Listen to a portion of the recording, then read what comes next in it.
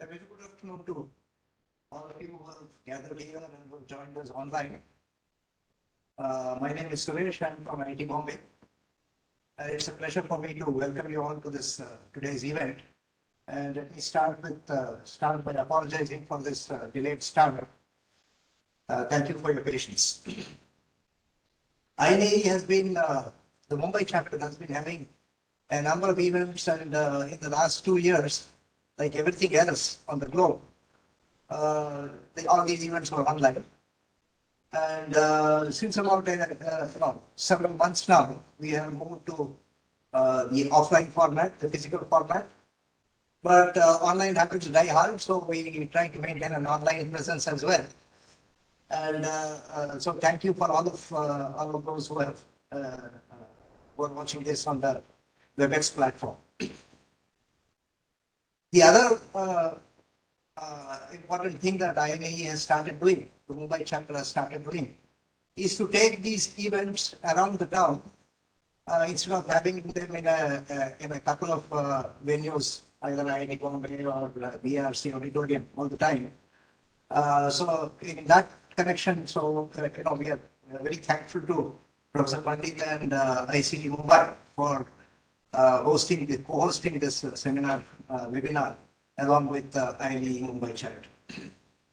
With that, let me get into the event of the day, and it's my pleasure to introduce Mr. Rajeev Pandia, who will be delivering today's lecture. Rajeev Pandia has a BTech from IIT Bombay and a master's from Stanford University in California. During his very eventful professional career of 50 years, he has been associated with a number of activities such as strategic planning, project evaluation and management, technology transfer, international marketing, safety, health and environmental issues, government policies and general management, etc., etc. During 2000 to 2002, he was the president of the Indian Chemical Manufacturers Association. Now it's called ICC, Indian Chemical Association, Indian Chemical Council. Mr. Pandia headed Hardilia Chemicals Limited. Later, it became Shri Hardilia Limited and SR Group India Limited from 1992, and he was its vice chairman and managing director. He is a distinguished alumnus of IIT Bombay and a Rotary International Scholar. He is a fellow of the Indian National Academy of Engineering and of the Indian Institute of Chemical Engineers. In 2009, Mr. Pandia received the ICC Lifetime Achievement Award from the Indian Chemical Council for his multifarious contributions to the Indian chemical industry. He is an independent director on the boards of several well-known chemical companies and remains professionally very active, and his advice is much sought after in the chemical industry. With those few words, I now invite Mr. Pandia to deliver his talk. We look forward to hearing this. Thank you, Professor Suresh. Our host for this evening, Professor Pandit, Vice Chancellor of ICT, and Professor Bhagwat, Dean Academics of ICT, Professor Kulkarni, Chairman of the Mumbai Chapter of INAE, Professor Suresh, my very good friend and past president of the Alumni Association, Ravi Raghavan, fellows of INAE, and fellow professionals. When Professor Suresh asked me to deliver a talk on a subject of my choice, I decided to speak on chemical parks for 3 reasons.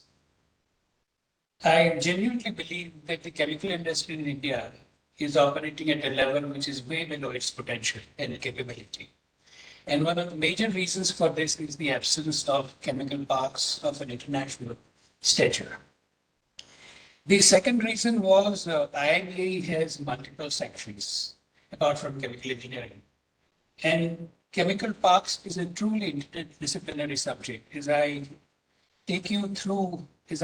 walk you through a chemical park, you would realize that it not only concerns chemical engineering, but it involves town planning, it involves IT, it involves energy management, it involves electrical engineering and power generation and so on. So it really brings together multiple sections which INAE really stands for. And the third reason is when I was president of Indian Chemical Council in 2001, I had noted this idea of having international chemical parks with the then minister, who had readily accepted it, and that's how the journey began. Unfortunately, the journey has continued to be in the corridors of the government, has not moved beyond them. But I am still hopeful, like a true evangelist, that someday we will see international chemical parks in India. And that's when, whenever I get an opportunity, be it FICCI, be it ICC, be it IFCLC, or now INAE, I use that opportunity to speak on chemical parks and try to spread the message of the necessity of having them.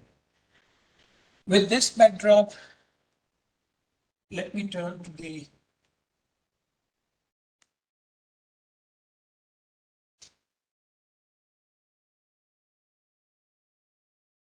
agenda for this evening.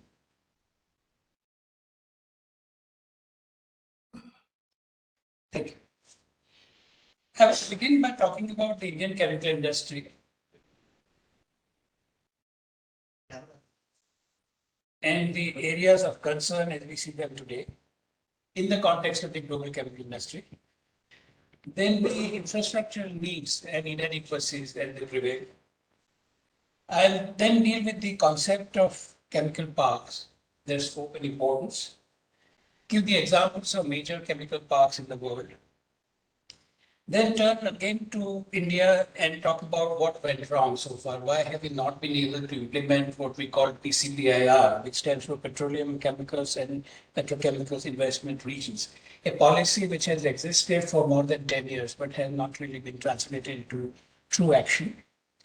The corrective steps that are needed to have chemical parks come to India.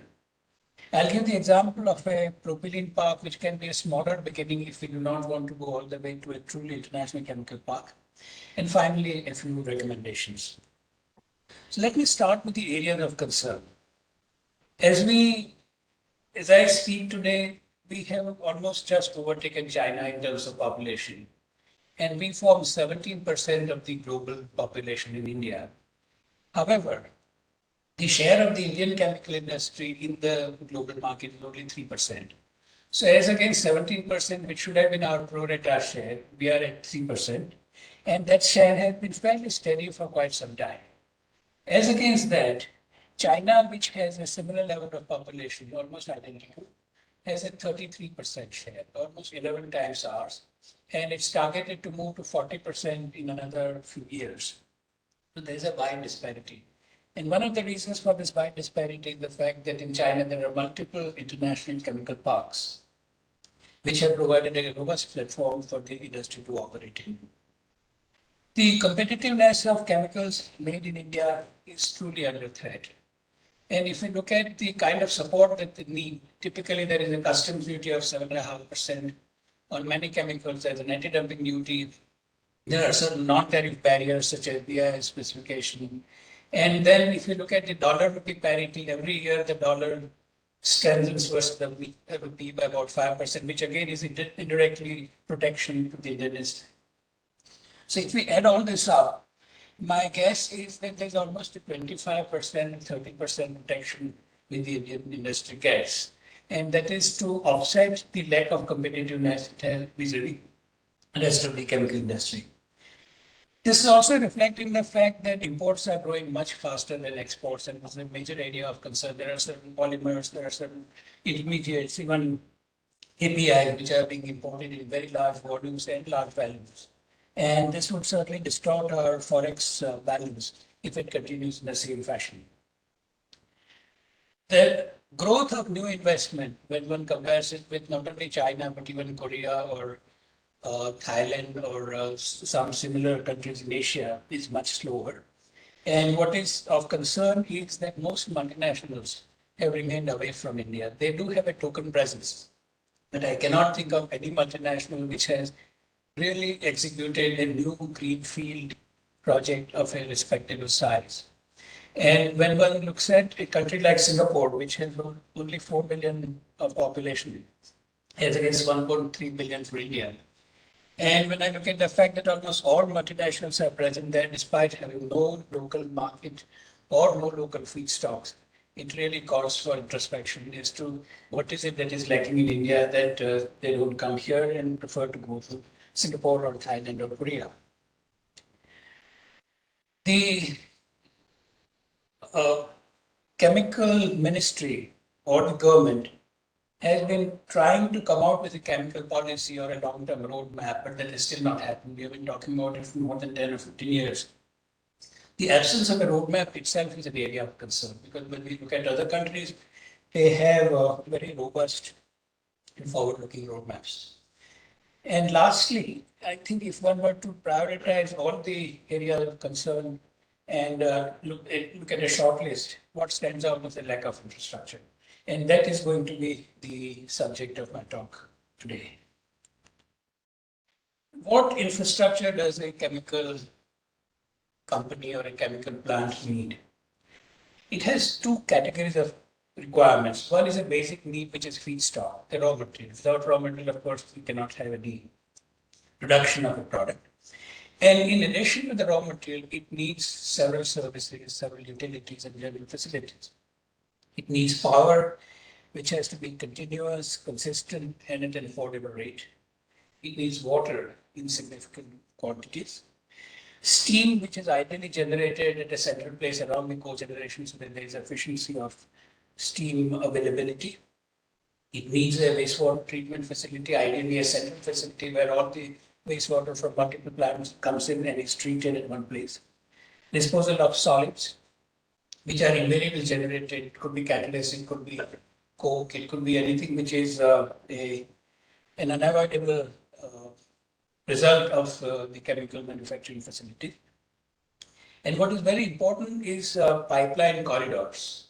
In today's days of sustainability consciousness, road transport, rail transport, even transport by ships involve large carbon emissions. And the safest and the most efficient way to transport material from A to B is obviously a pipeline. If we have a pipeline corridor, we will be able to transfer materials in the most efficient way. We cannot avoid roads and railway altogether, and therefore we need efficient network and connectivity. It's inevitable in a world which is so connected that we have to bring in materials from outside and we have to export our products. So we need ports, efficient ports, jetties, terminals, coastal shipping, shipping inland, ro-ro services, even river water transport like the Rhine in Germany. A network of natural gas so that industries have access to the cleanest available fuel until hydrogen becomes available. Social infrastructure such as shopping areas, houses, colonies, schools, colleges, hospitals, skill development centers, and central facilities such as firefighting, laboratories, R&D facilities. Now, this is the kind of infrastructure any chemical company would need. And its basic competence lies in making chemicals and not generating steam or not generating power or not running a waste treatment plant. So ideally, these peripheral issues should be left to a central agency that specializes in these, avails of economics of scale, and leave chemical manufacturing as a core activity for each chemical company. This is, in essence, the concept of a chemical park. So if we look at India and the deficiencies which have kept it away from the kind of growth it should have had and from the kind of competitiveness that it should have had, we have a situation where most of the anchor tenants, that is refineries, naphtha crackers, gas crackers, which generate feedstocks, they don't like to share the feedstock, they want to consume themselves. And therefore, there are some very large companies that do so. But at the same time, small and medium enterprises don't have access to feedstocks. We have seen several cases that is distinct improvement in the last decade or so, but there have been cases of power outages, voltage trips, inadequate supply, and very high costs, apart from denial of exchange power. So what it really translates to is either we have safety-related issues whenever there's a trip in a continuous power, chemical plant, or we have very high cost power, and reliability is an issue. In many of the chemical estates, even water availability becomes challenging in summer months. And Dahej, which is our best PCPIR, saw a shortage of water some 2 or 3 years ago. Patal Ganga had to be shut down for a while in summer months about 2 years ago. So even a basic requirement such as water is not necessarily guaranteed. We hardly have any estate where steam is generated centrally and there is co-generation. So each company has to have its own boiler, which means its own water treatment plant, its own boiler operator, its own paraphernalia, and of course, going with that, the inefficiency. Some chemical estates in India, what I would call 1.0, the very basic chemical estates, do have CETP, that is central effluent treatment plants. Most of them are non-functional. And when I talk of CETP, I'm reminded of that story of Akbar and Birbal, where it was said that everybody was to go and put some milk in a pot. And the next day it turned out to be just water. Because everyone thought that that particular company could get away with untreated effluent, then eventually the CETPs have had to shut down. So this is unfortunate. We unfortunately as an industry have some players who lack discipline. And the result is that most players pay for it. There are very few estates which have incineration solid-based disposal facilities.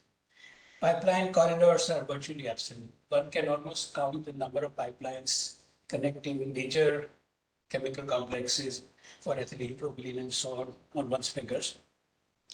We are all very familiar with the kind of road conditioning that we have on which we transport very hazardous chemicals over very long distances. I don't need to dwell on it. We have only one chemical port in the whole country. That is chemical port, Gujarat Chemical Port Terminal, GCPTL. And that's fully saturated. It doesn't have space for expansion. And most people, most companies in the head don't have access to it. They have to go Hazira, do multimodal transportation. So they will get their raw materials in ships, then bring the raw material in road tankers by road, and it obviously distorts efficiency. Most of the estates don't have natural gas network. Social infrastructure is expected to be built by individual companies themselves. The government doesn't really get into building social infrastructure, and the same applies to skill development institutes and also to firefighting and other facilities. So this is the current state of infrastructure in our country. And these are the deficiencies. On the other hand, what does a chemical park truly imply? What does it stand for? What does it include? It includes an anchor tenant. And I will show in a chart later on. There's a refinery or there's a naphtha cracker or there's a gas cracker or some kind of a feedstock generator which generates feedstocks in very large quantities and makes it available to multiple companies which are located in that area. There is shared utilities. There are central facilities which generate steam, power, treat effluents, incinerate solid waste, and so on. There are pipeline corridors which connect companies so that in the chemical value chain, as you know, there are typically 5 or 6 steps from the start of the process to the end of the process, where the consumer is at the other end. So there's typically a refinery or a cracker which is at one end, and then there are intermediate producers, and then there's a final consumer product which goes to the consumer. Now, in this whole value chain, to the extent possible, if pipelines are used, it makes the whole process far more efficient. And this is what is lacking in India currently. We don't have common general facilities. There is no central security. I'll give you an example. There is the Jurong Island Chemical Park in Singapore. And when one enters the park, at the entry point, there is a very strong security presence, checking of passports, checking of IDs, and so on.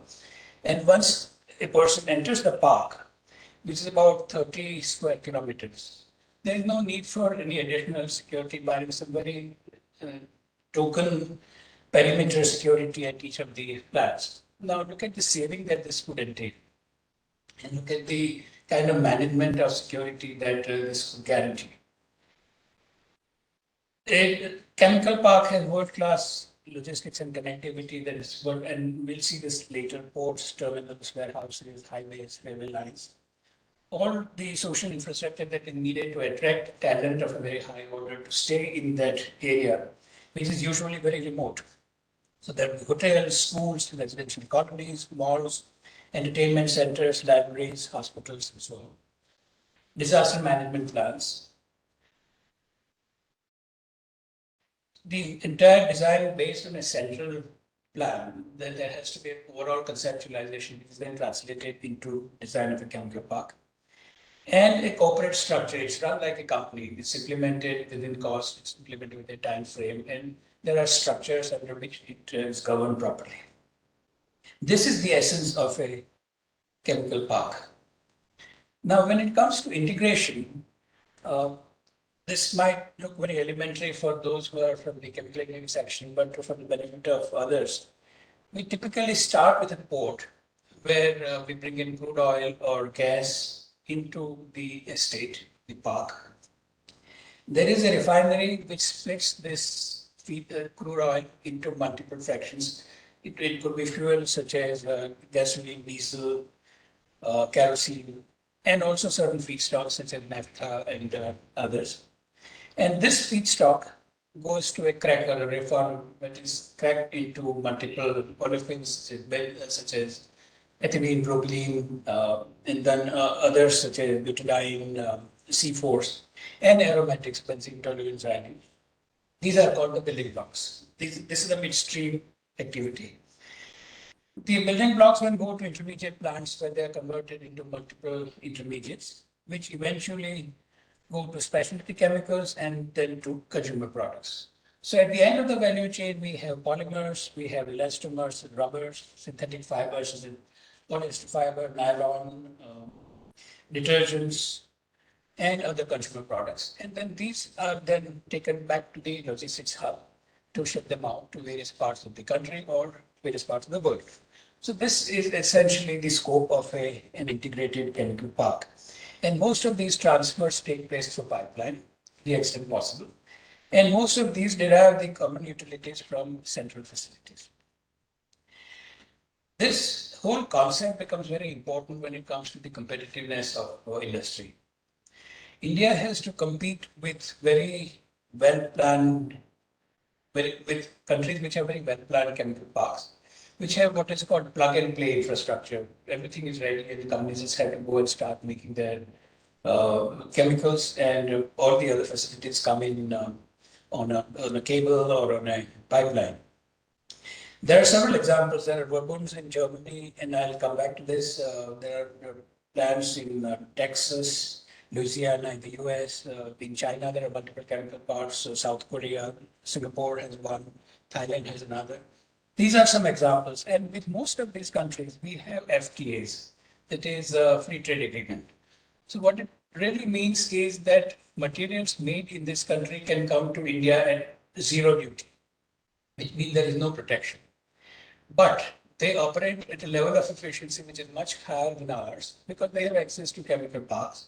And so there is clearly a disadvantage. When I said earlier that ours is a very heavily protected industry, I didn't necessarily mean that it's the fault of the industry itself. It's as much the environment which is responsible in creating this imbalance. And this imbalance necessitates the protection for it to survive. But because of the imbalance, it cannot grow.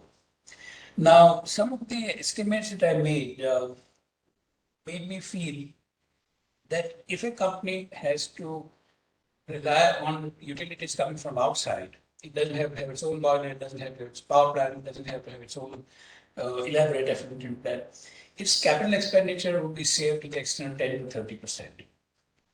And this in India is very relevant because our interest rates are very high. So we have what is called a double whammy. We have to spend 10 to 30% more, and we have to pay much higher interest on this than our counterparts. In addition, the operating cost increases by 5 to 20%. Now, this is the kind of profit margin at which industries operate. So if we are going to take away 5 to 20% of their manufacturing costs or load it onto their activities, it's obviously going to burden them and make them uncompetitive. So this is the kind of economics which I think the decision makers in Delhi need to understand and appreciate. These obviously erode margins and they go much beyond tariff protection. This is one reason why multinationals don't come to India. And I'm not trying to champion the presence of multinationals, but they do bring technology, they do bring the FDI, which we as a country need. And if we have to have access to more technology and even trading platforms, this is an absence which is hurting us. Industries are therefore forced to operate in areas which, as I mentioned earlier, not its core competence, such as generation of steel and looking at security and all the peripheral matters. As I mentioned earlier, therefore, FDI have been almost absent in India for the size of the country.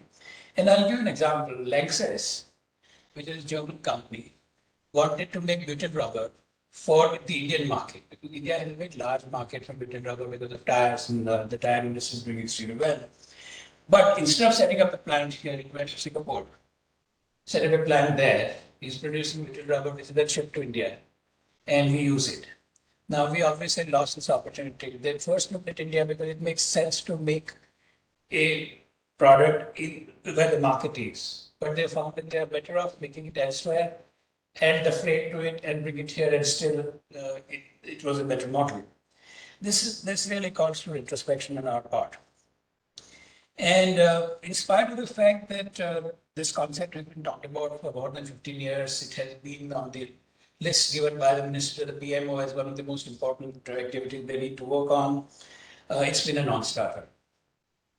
So it's a game changer which is mismanaged. And even now, as I mentioned earlier, there are hopes that we can change course, correct it, and look at the whole concept afresh. What are the cornerstones of a successful PCPR or chemical park? What do we need to make it successful? We need a good organization for execution because it's a large project. One can imagine Jamnagar in India, Reliance. That's the only chemical park of world standing in our country, except that's owned by one entity. So to that extent, it's different from other chemical parks. But that's the kind of complexity it has, and therefore needs an empowered organization with excellent execution capabilities. We need a master plan. And this is where, as I will mention at the end, probably INAE comes in this to how we can contribute as an academy to have a multidisciplinary approach to the whole concept. A viable PPP model. Now, in the last 10 or 15 years, we have seen that when it comes to airports, expressways, international technical parks, ports, SEZs, we have had the PPP model and it has worked very well. So there is a model in place. We don't need to reinvent it. We just need to see how it can be applied to chemical parks and develop them.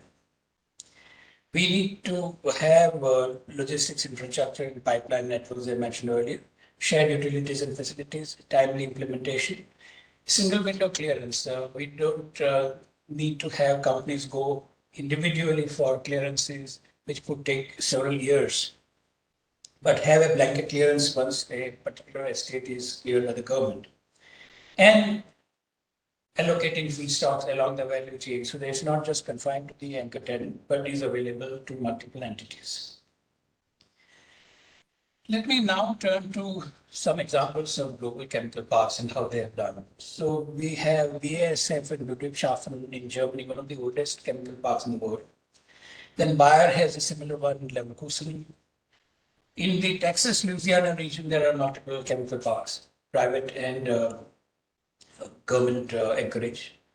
Then in the Netherlands, Rotterdam not only is a big port, but also has multiple chemical industries. In Singapore, Jurong Island, which has been made from reclaimed islands, 7 islands which are brought together. SCIP, that is Shanghai Chemical Industry Park in Shanghai and similarly Nanjing. Yosu in South Korea is just one example.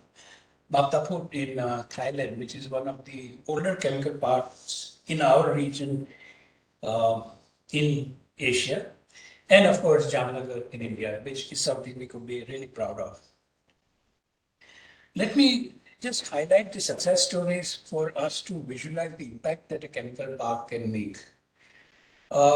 In Singapore, they amalgamated 7 islands and created what is called Jurong Island with an area of 32 square kilometers. And for the sake of comparison, Professor Suresh, if one were to visualize 15 IIT campuses, just 15 IIT campuses, they generate business equal to 1/3 of the entire Indian chemical industry. And when I say 15 IIT campuses, for those who are outside of Mumbai and joining Mumbai bags, this is equivalent to about 5% of the entire Mumbai area, geographic area. In a country such as ours, if we just have 5% of one city's area or 10% of Delhi's area, that has the potential to generate $30 to $40 billion of turnover. So, and Singapore has no feedstocks of its own, it has no market of its own, it's just an entry point and an exit point. And yet the government made available so much of land, so much of infrastructure, so much of conceptualization. And here they are in one place producing 1/3 of the entire Indian chemical industry. This is a point I would like to emphasize for the government. And it has more multinational companies present than we have. So there is BASF, there is BP, Celanese, Chevron, DuPont, Evonik, ExxonMobil, Lexus, Mitsui, Shell, Sumitomo, the who's who of the global chemical industry. And this is not the only example. There is SKIP, Shanghai Chemical Park, again about 36 square kilometers, 120 companies, the same kind of roster, BASF, Covestro, DuPont, 3M, Mitsubishi, Mopac for the terminal, Sembcorp for the infrastructure, Brexit for oxygen, nitrogen, local companies such as Sinopec and Gauchao. And in one place, in one park, they produce almost 10% of the entire world's polycarbonates. In one park, they produce 16% of the world's isocyanates. Now, this again shows the potential of right conceptualization and right execution. It has 1.2 million tons of ethylene capacity in one place, 1.6 million tons of isocyanates, and so on. I have some pictorial indication of how a chemical park is laid out and how it functions. So this is the pictorial representation of Jurong. And there are red circles, which are really the anchor tenants, the refineries and the crackers. So there's a refinery ethylene cracker, then there's another ethylene cracker and a refinery. These three in a triangle generate all the feedstocks. Then if one looks at the green circles, those are the central utilities. There are fire stations, there is power generation, there is industrial gas generation, wastewater treatment. They are spread over the islands and they take care of all the utility requirements of the member companies. And finally, there is the yellow circle, which are the terminals, which are the entry points and the exit points. So this is how they are laid out. And this truly represents the concept of a chemical park. And this is what we don't have in India. And Jurong Island is not, the Singapore government, and their EDB, Economic Development Board, is not just satisfied with the present state of Jurong, and therefore they have already started conceptualizing the future Jurong Island. And the future Jurong Island is going to have flat gas recovery, it will have carbon capture and utilization, CO2 to fuels and chemicals. It will have coal energy recycling, chemical recycling, that is all the polymers and rubbers being taken through pyrolysis, and that will be the feedstock for the downstream activities. And of course, waste treatment facilities. So Jurong, what we saw was probably 1.0, and now this is going to be 2.0, which is the future Jurong, which will be a very sustainability-based island. BASF has its own Bourbon sites, and there are 6 Bourbons. Bourbon is the German term for chemical parks. They started in Ludwigshafen way back in 1865, and then there is Antwerp, so these two are in Europe. Then there is Geismar and Freeport, one in Louisiana, one in Texas in the US. Nanjing in China, Kuantan in Malaysia, and there is one more coming up in China. So this is what BASF has around the world as dedicated chemical sites. And let's look at the BASF experience. What is the experience of their running these Bourbons? Out of 247 manufacturing sites that BASF has worldwide, 50% of volumes come from just these 6 sites. That's the potential of baboons. The baboon sites are obviously the most efficient, and half the savings come from wastewater, steam, and electricity central generation, balanced from logistics and integration. The integration of the production plants, material, energy flow, logistics, and site infrastructure lead to these savings. Here I have given the figures of the kind of savings that they have had in terms of carbon footprint. And one can see that cogeneration, central generation results in tremendous saving and increased efficiency in power generation, and also reduces carbon emissions substantially. They have digital simulators to optimize the product mix. So there's a dynamic product mix using artificial intelligence. And this whole management of value chain is not only beneficial to BASF as a company, but also to its stakeholders, including customers and suppliers. Same is the story in Shanghai. If one looks at the conceptualization, one sees that on the left, the yellow area is where the ports are, the feedstocks come in. Then there is an area which is utilities, then the anchor tenants, the cracker, and the refinery. On the right side, there are companies which have dedicated facilities such as polyisocyanates, phenol, and acetone, polycarbonates, and so on. And one can see that there are great connectivity options, road, rail, and shipping to this facility. I now turn to Europe and to Rotterdam. And you see that there are pipeline facilities which link 4 countries in Europe. There is Netherlands, there is Belgium, France, and Germany. And some of these extend to Italy as well. So 5 countries are connected with pipelines. And if one looks at these list of pipelines, there is an ethylene pipeline, there is a propylene pipeline, there is a natural gas pipeline, there is a crude pipeline, there is a product pipeline, and there is even a pipeline for industrial gases. Now, this is the kind of support that industry get, and 5 countries have come together, obviously, because they saw merit in doing so. Another similar facility in South Korea, where one would see there are multiple terminals. There is a separate dedicated coal terminal, one for vinyl chloride monomer, the raw material for PVC, another for crude oil, then products, petrochemicals, coal, and even some private terminals, gas terminal, LPG terminal. So this whole terminal area is the entry and exit point. Korea again has a similar situation as Singapore, only 40 million people, not a huge market, no feedstocks of their own, no natural resources. So they bring in crude oil and gas from outside and they ship products out. It really becomes a conversion center. Now, if we feel, all of us, that chemical parks is the way to go and they're so efficient and they should have been implemented long ago, why did we not do that?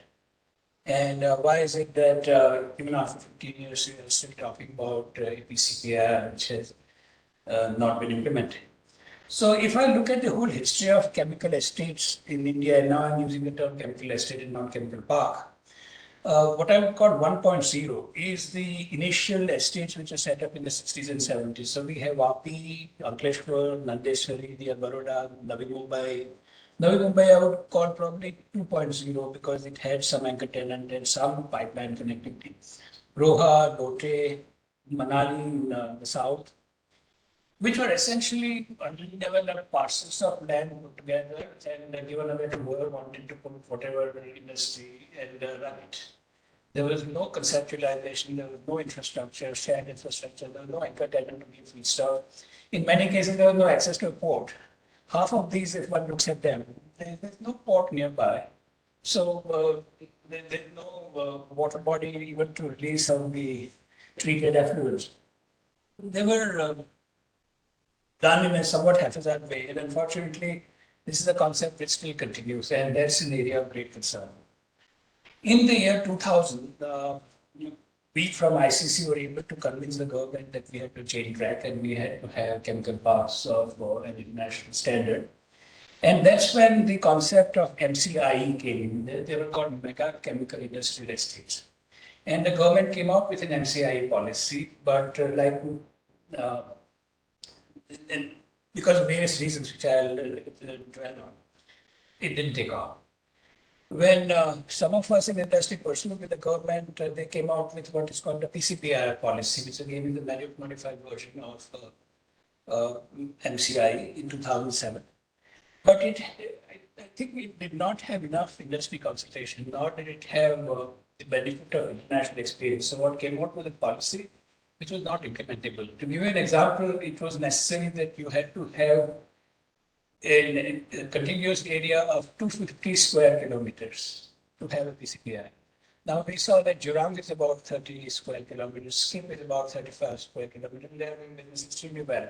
Why do we need 250 square kilometers? In a country like India, to acquire 250 or even 1 square kilometer is a huge challenge. So this became a non-starter.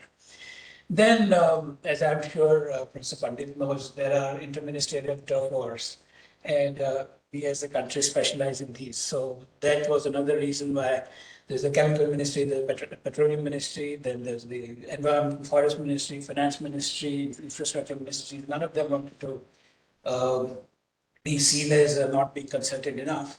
And so the consultations continue even today.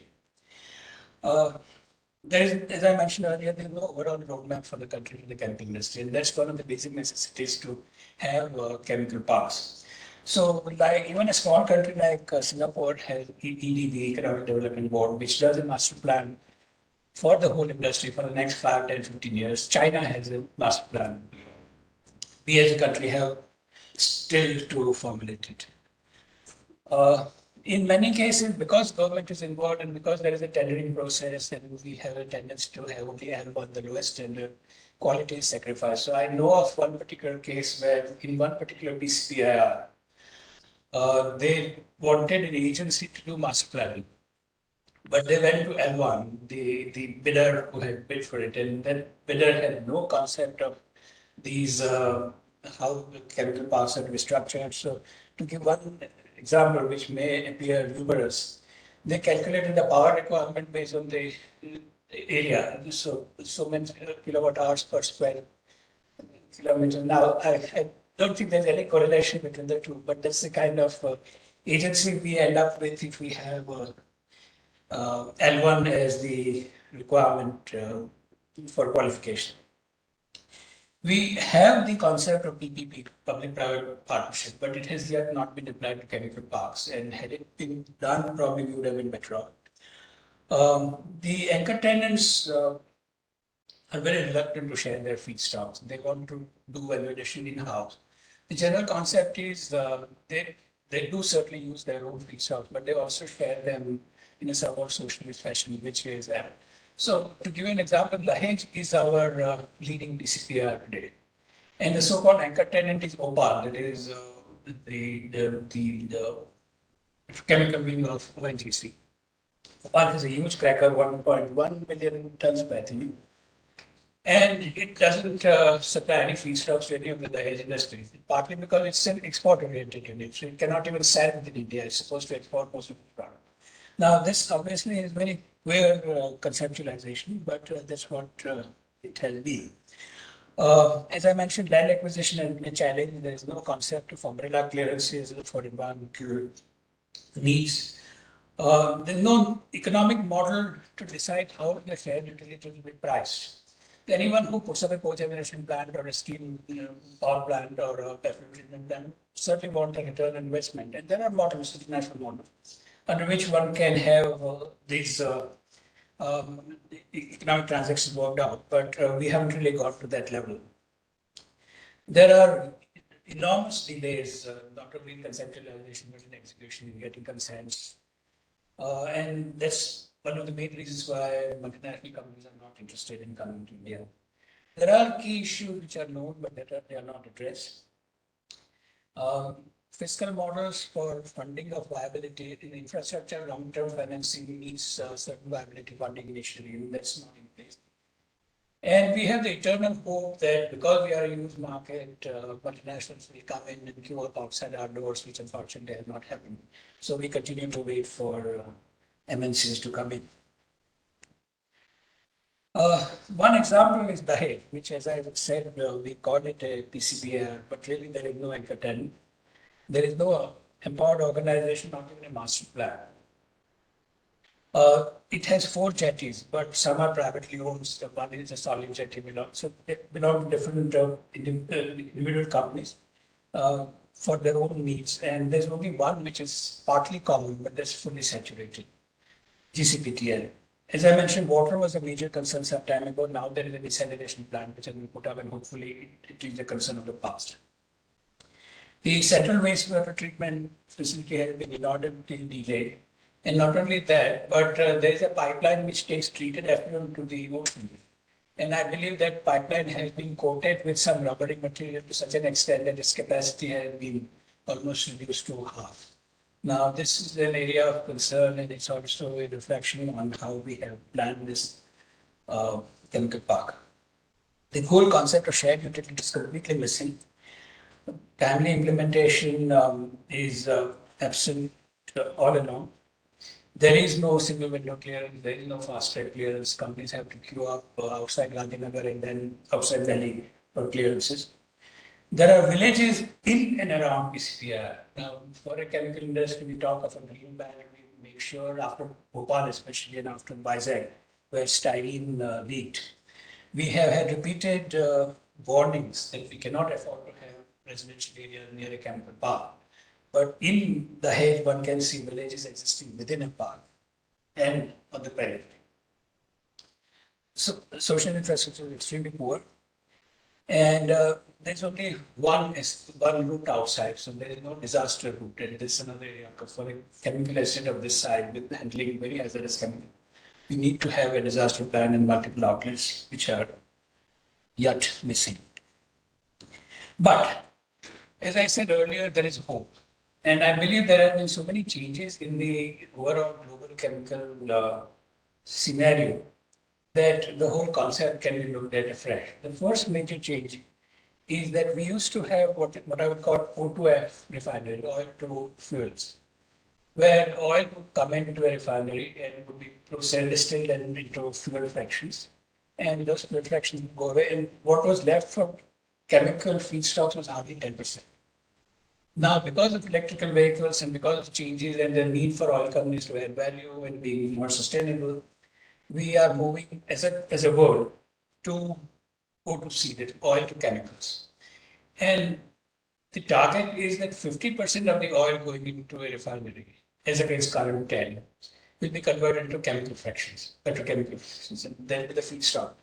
Now, when an anchor tenant has 50% and not 10%, I presume the anchor tenant will be more liberal in sharing those feedstocks. And therefore, there is hope that everybody will survive together.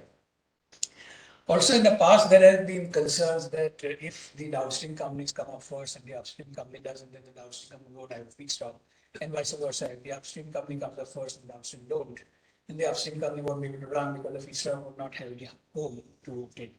But now there are models under which one can start with downstream activity based on imported feedstocks and then slowly change over to the upstream activity. So I think this concern no longer is so serious. It can be managed.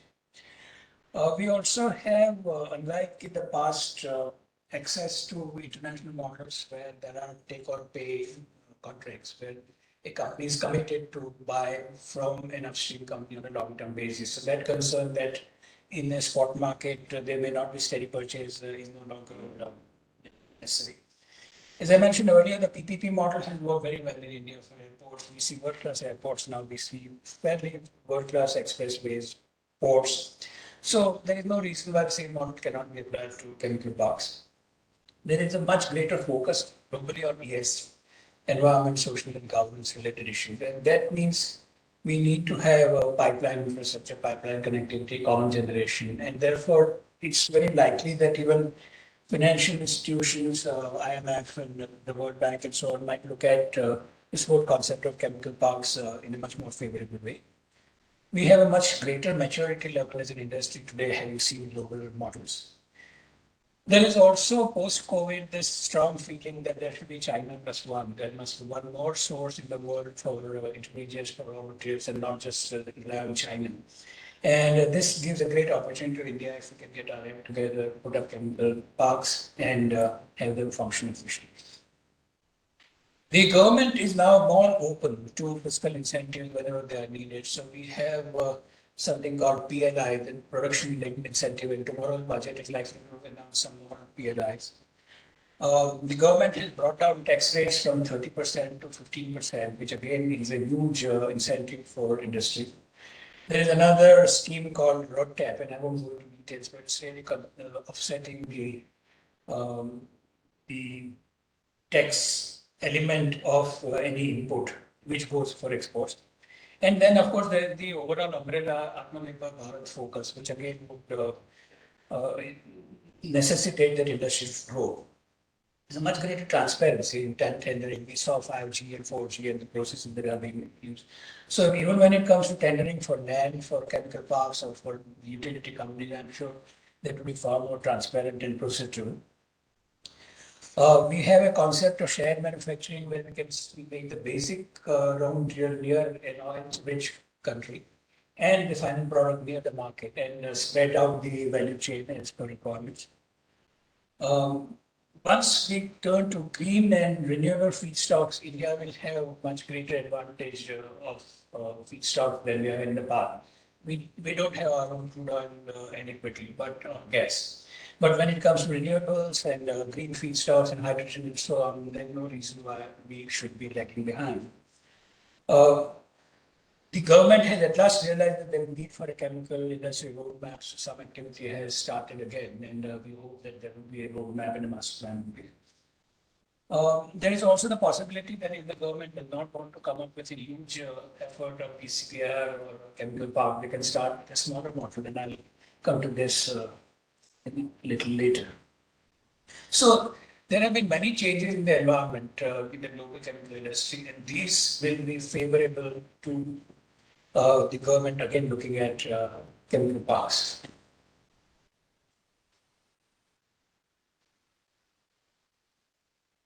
Now, I wanted to give the example of a smaller chemical park, which is one just for propylene derivatives, and I won't go into details. This is available in the presentation. But essentially, what it means is that if we don't want to spend $6 billion or $10 billion creating full-fledged naphtha cracker, we can have what is called a propane dehydrogenation unit, and that will just generate propylene. And that propylene can be used downstream for a propylene cluster, something along these lines, where there's only one building block available from a dedicated facility. It can be used for multiple propylene derivatives, such as propylene oxide, oxo alcohol, epichlorohydrin, acrylic acid, cumene. And these in turn can create enough commercial activity which would be competitive. And the ownership would also be along international lines where the state government gets some equity, the plant operator, and then each of the users can take some equity and then share it like a condominium or a consortium. And at the end, we'll have products which will go into paints, into laminates, into pharmaceuticals, agrochemicals, and multiple consumer products. So what do we need urgently? We need a vision from the government for our chemical industry. We need empowered ministry to take these forward. We need inter-ministerial coordination, complete overall of laws and regulatory apparatus, full understanding of the concept of chemical parks based on international experience, use of international best practices, use of even Indian best practices like our own Jamnagar, development of a workable PPP model, an expert group, and this is where INAE will come in, which will prepare a master plan and targets for chemical parks, upgradation of existing chemical estates from the current level to a higher level, integrated planning of infrastructure such as roads and railways and ports, commitment from all the stakeholders, fiscal support from the government, international bidding, and of course, speed and efficiency of decision making. So if we were to prepare a roadmap, or if the INAE were to go through this whole process, what we really need is for the government to give a mandate to some agencies such as Engineers India or INAE, carry out a market forecast, understand what is the product mix that is feasible in a chemical park, and evaluate the land and utility needs, prepare a master plan, start with land acquisition with the state responsibility, unbundle the projects and then rebundle them depending on viability. In the meanwhile, take care of connectivity, the roads, rails, ports, get all the environment approvals under one umbrella, follow international models of pricing, then give the whole unbundled projects out for international bidding, select the right candidates and let them execute. It's a very simple model, certainly doable, and this is the model that has been followed by countries which have successfully executed them. That brings me to the end of my presentation, and I would like to summarize what I said. The Indian chemical industry lags behind others, but still offers a huge opportunity, primarily because of our demographic dividend. There are many infrastructure inadequacies which have led to lack of competitiveness and lack of growth. The obvious solution to correct this is the development of multiple chemical parks of international standards. The earlier concept of mega chemical industrial estate and PCPR have failed, and therefore they need a relook. We know the reasons for mismanagement fairly well. We have understood them, and we believe that they can be addressed. There is need for structural shifts in our thinking, but at the same time, there have been so many structural shifts abroad in the chemical industry that they will bring certain new insights. The corrective actions have been identified, and therefore resurrection is still possible. Since I am at ICT, I cannot not close without quoting Professor Sharma. So he had coined the slogan "more from less." And then in a true Guru Shishya Parampara, Professor Masharifa added to that and said more from less for more. So when I think of chemical parks, I think that the concept more from less for more is truly applicable. You get much more out of an existing investment with proper planning and central sharing of utilities, and it will benefit many more companies. So my last takeaway is how can INAE help? And my Professor Pandit, the Vice President of INAE, is here, and my request to him is we have this engineers conclave, which we arrange every year, mid-year. And for a long time, I don't think we have had one subject dedicated to the chemical industry. And this being a multidisciplinary subject, which involves more sections of INA than what we have seen in the past. And because of the fact that it can have a tremendous impact on the growth and competitiveness of the industry, you might like to consider having this as a subject. And INA, I believe, is very competently equipped to take this whole concept of chemical parks forward. So on that note, I would like to close my presentation. If there are any questions, I'll be happy to take them.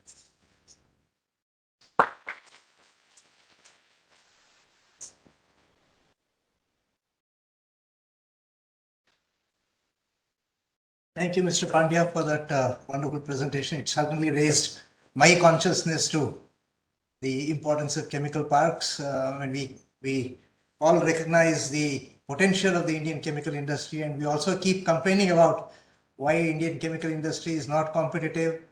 We express concerns about dumping of chemicals from China and so on, but certainly they have done certain things right.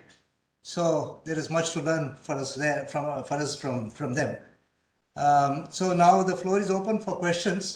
Ketan, can you help us identify if there are any questions on the chat box?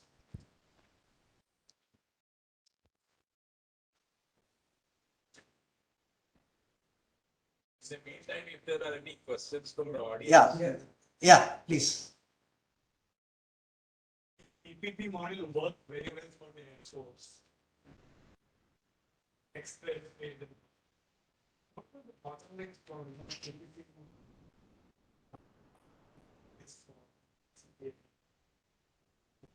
Say that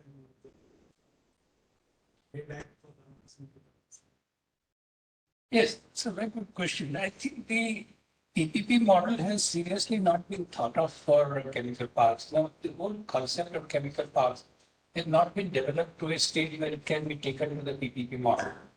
I don't, for instance, let's take Dahej, which is the only existing PCPR. And of course, you are familiar with Odisha, but that's still in its infancy, so we really talk of Dahej. In Dahej, the PPP model would have been triggered if there was to be common cogeneration, common effective plan, common uh, desalination. But GIDC has done its own desalination. There, there is talk of some cogeneration, but all the companies have already set up their own boilers, their own water treatment plants, their own power plants, coal-based or oil-based, the thermal. So now, even if hypothetically a PPP model were to come up for a central generation, there are hardly any takers. Then pipelines. There was no overall master plan. And when I took this up with GIDC and I asked them why, they said Dahej is really not a greenfield PCPR, it's a brownfield PCPR. And I said, they're right. Because there used to be IPCL earlier, what was then IPCL, which became Reliance in Gandhar, which has now become part of Dahej. There are some isolated pockets here and there. And then what GIDC did was to sort of define a more a larger area and extend and again cover up plots and give it to anybody who wanted plots. But there will be no master plan even today. So as I said, there is an anchor tenant supposedly mobile. They don't share any feedstocks. The whole concept has been absent. Look, to me, Dahej is not an international chemical park at all. If one were to give a rating of 10 out of 10 to Chirang or to Skip, then would be probably 3 out of 10. Now, if we had applied the PPP model as I suggested, like in airports and so on, it would have certainly succeeded. But for that, we need to start with a master plan. And that is where we went wrong. And once we went wrong there was no question of further strategy. But just a comment. I mean, to dwell on the master plan issue is very relevant. But what is also now happening is that the master plan across all the PCPR which are being talked about is identical. Nobody is really playing to their strengths or their weaknesses. And everybody has got a cut and paste model of what the petrochemical industry should look like.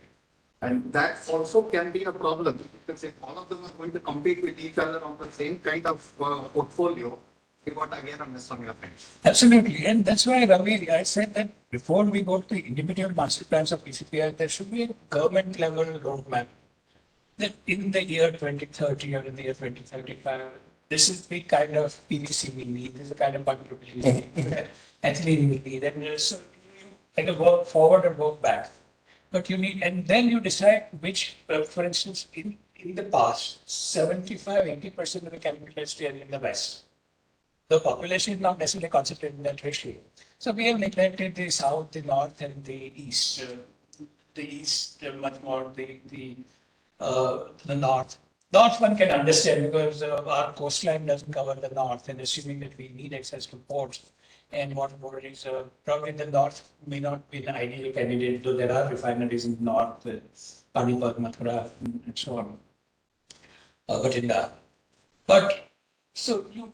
But what is the local market in which there are automobile clusters? So there you probably need more tires, and so you need more rubber, and so on. So both regional planning and national planning. This is where China has excelled, this is where Singapore is excelled. In Singapore, in Jurong, if you want to set up a chemical plant, of course you do your homework and you find out which feedstock is available and so forth. But EDB will have to give you clearance to produce that chemical because EDB has its own master plan. And it has to fit into that master plan. If it doesn't, then they won't give you that. We don't have such a central master plan. And industry has offered from time to time to the government to make it. But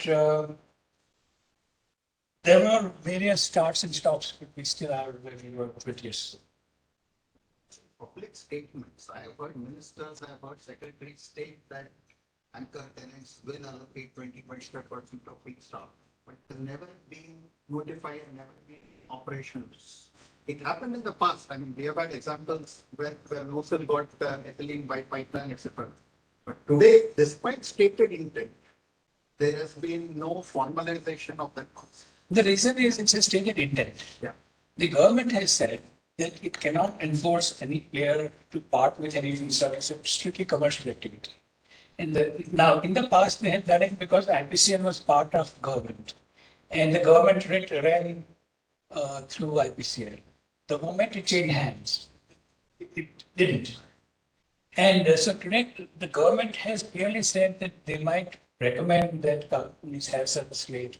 It's not, crackers are covered by district licensing. To that extent, the government has some control. But the government cannot influence the competitiveness or the product slate of a private player or even a public player. So then what we need to do is the companies themselves need to have models of their own. For instance, if I want ethylene to make ethylene oxide, I need to agree with my supplier a long-term economic model where supplier gets a return on investment comparable to what they would get if they were to make polyethylene or ethylene glycol or whatever else. And I get a return on my investment making ethylene oxide. We both live happily. And this is exactly the model which is working Prof. So it's a very doable issue, but we tend to look to the government to solve our problems. Now the time has come when the government cannot. It is not within its jurisdiction. We have to, as industry, solve our own problems. There is a plan when the government come up with the, what is called as a master center of excellence for chemical. The talks are going on secretary level. And the top level intents are there. What I think is the first thing we should talk about is the plan. Very little creativity is put in. You prepare a master plan for one city and you expect in the same master plan for all the cities, irrespective of its location or strategic position, so on and so forth. That doesn't work.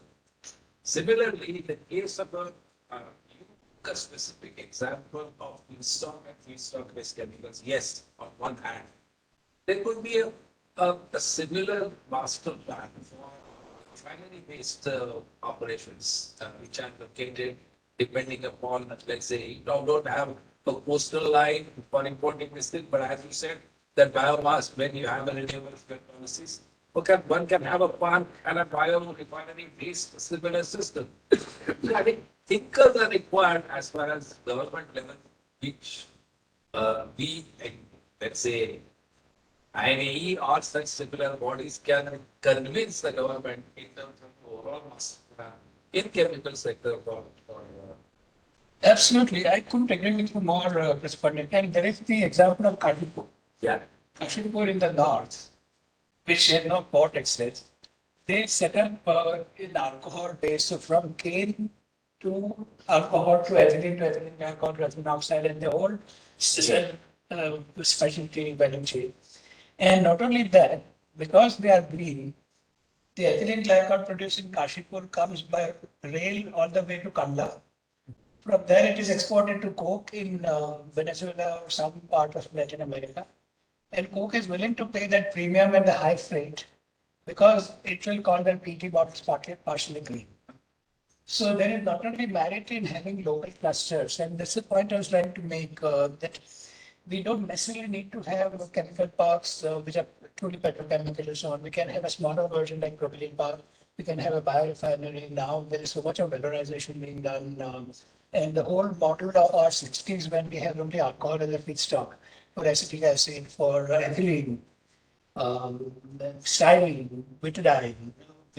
Today the world is talking about making these from, we have been making it in the 60s. Yes. There was synthetic chemical, polychem, there was ICI, Rishma. So there's no reason why we can revisit those models with better technology.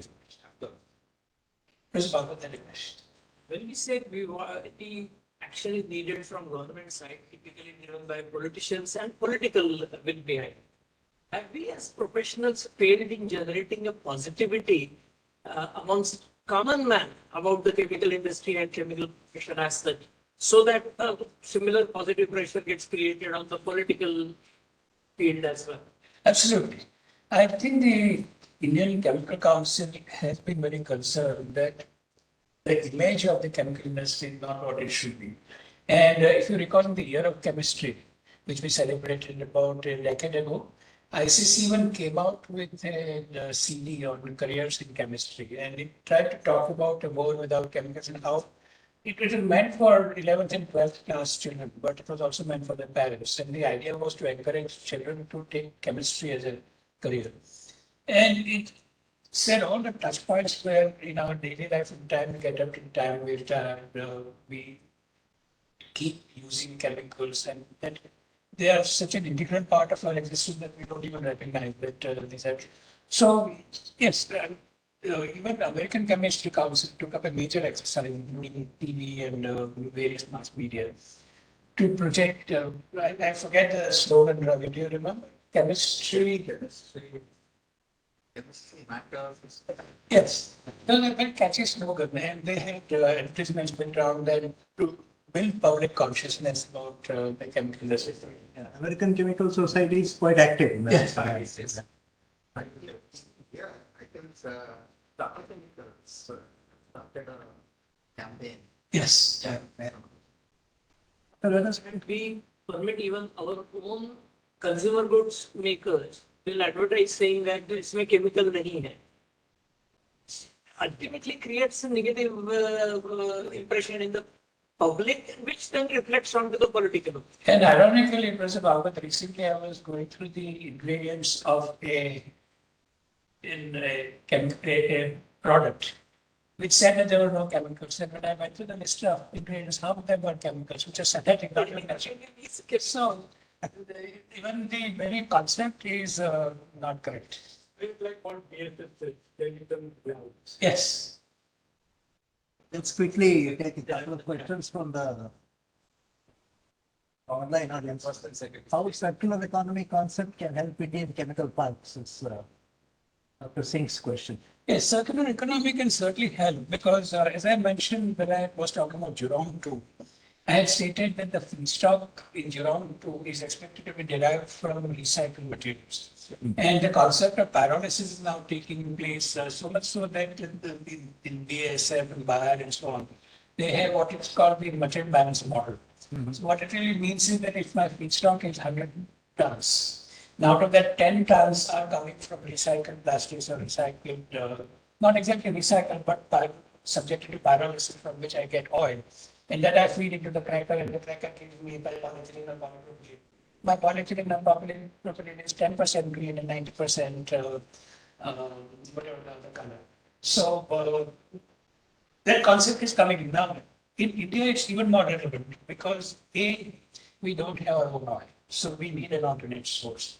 And B, we have large volumes of polymers, rubbers, etc., which are going to landfills or which are not being properly treated. So while pyrolysis may not be the ideal way to recycle because it's not really completely good, you're just taking the energy out, but not the material functionality. But it's still better than landfill. So it certainly is relevant. And in the extent possible that pyrolysis derived oil, based on a sustainable model or circular economy, can go back to the chemical past. Thanks. Professor Grover has a question, and I have a question on similar lines. So he says, excellent talk. Can we think of integrating the parks with hydrogen hubs just announced by the government as a part of a policy to push use of green hydrogen? And I'll ask my question as well. You can take the two together. I was wondering, with all this talk about Hydrogen Valley, which the government is trying to bring in, if we don't learn from our failures in creating chemical parks, we might, end up with a disaster on the Hydrogen Valley front as well. So I'd like your comments. Absolutely. So I think hydrogen, the chemical industry, everybody else looks at hydrogen as fuel for EVs or for which. In the chemical industry, hydrogen not only a fuel but also a feedstock. We used to do so much of hydrogenation. The Vanaspati used to be hydrogen and oil. So we can generate hydrogen from solar electricity and use it not only as a fuel, which I think is a much lower value for hydrogen than use as a. Professor Sharma has always taught me for many years that use of hydrogen as a feedstock is much better than the use of a fuel. And so that's the way it can be structured. And another point which again I learned from Professor Sharma the first time we discussed propane dehydrogenation, which will be propylene park I was talking about. People talk of propylene from PDH, but there's a lot of hydrogen which comes out because you're converting propane into propylene. So that hydrogen is enormous when you're having a million ton propylene. And that can be used either as a fuel or as it's a very important feedstock. Yeah, but then in going towards Hydrogen Valley and concepts of that type, we should learn from our failures in the increasing chemical parts. Otherwise, we might end up repeating the same mistakes again. Yes. So I'm very happy that BRC, from which many of the fellows of INAE have come in, IIT, Mumbai, they're all working on better electrolyzers and more of hydrogen. So going forward, the target that Reliance has set up 111, that will really make the whole economics of chemical parks significantly better. I had another question. You mentioned the importance of centralized infrastructure for utilities and steam and so on. In these days, there is all this concern about carbon capture and the cost to be paid for carbon capture by industries which have a carbon footprint. Does it make sense to treat that also as an issue that requires centralized management? I think it does. And then again, you might have seen in the Jurong 2.0, there is a specific mention to CCU, carbon capture utilization. Yeah. And that's certainly going to be a focus area. So I think even if we use hydrogen, it's inevitable that there will be carbon emissions and so on. So how do we pool around? In a relatively small area, there will be significant carbon emission. How do we use that and valorize it? That would be a challenge. And that's again another area where INAE would come. So I think the centralized itself will address that. Yeah. So having 10 small boilers, Right. small boilers. So actually, many of the chemical parks now, for example, one of the largest in the world is City at the Port of Antwerp. They are completely reconfiguring it based on circular economy concepts. Yes. Inviting fresh investments, companies which can, just utilize waste or bio-based raw materials and bring about closed loops. Right. Absolutely. Concept is being reconfigured. Correct. Yeah. Any other questions from the audience? Yeah. This you talked about Jamnagar as one of our idea. So how smart it is from the benchmark, the world benchmark. But still, So, Professor Kulkarni, in Jamnagar, Reliance typically is very active in local benchmarking. As a refinery, as a petrochemical complex, and there are multiple indices. There is Solomon Index and there are various and tremendous global mark for benchmarking.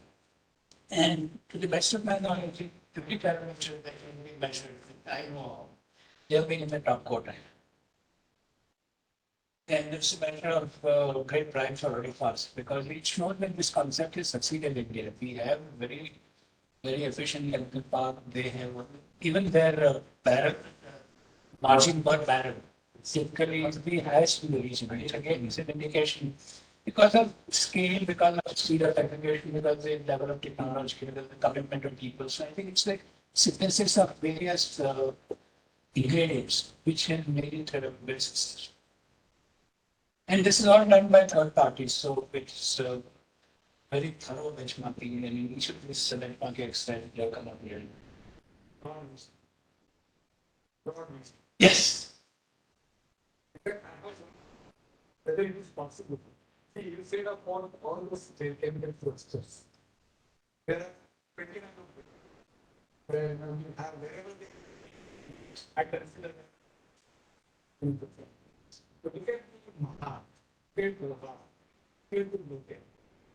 None of this area is simple experience. None of this area is simple.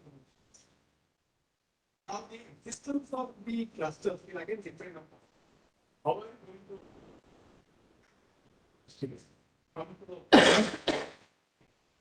the inlet has to be treated, but the only thing will go.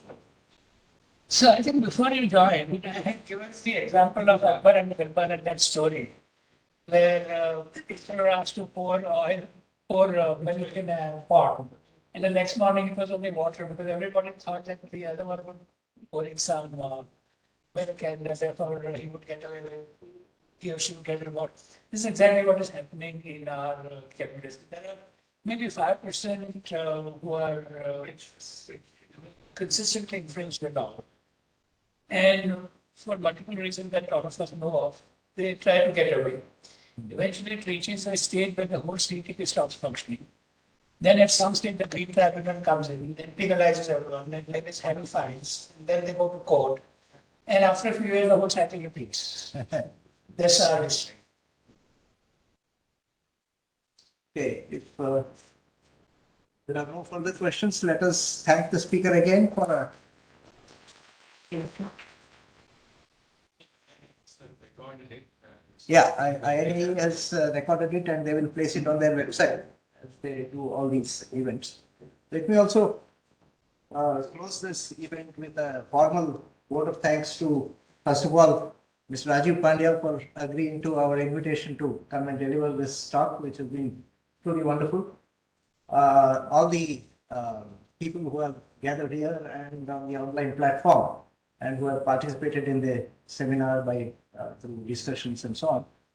And last but not the least, INAE for, of course, I have to thank ICT for all the infrastructure help and Ketan for helping us with the setting up of the the audio visuals and so on. And INAE headquarters, of course, for, as usual, making available the WebEx platform for online streaming. Thank you all. We'll see you again at the next event. Sure.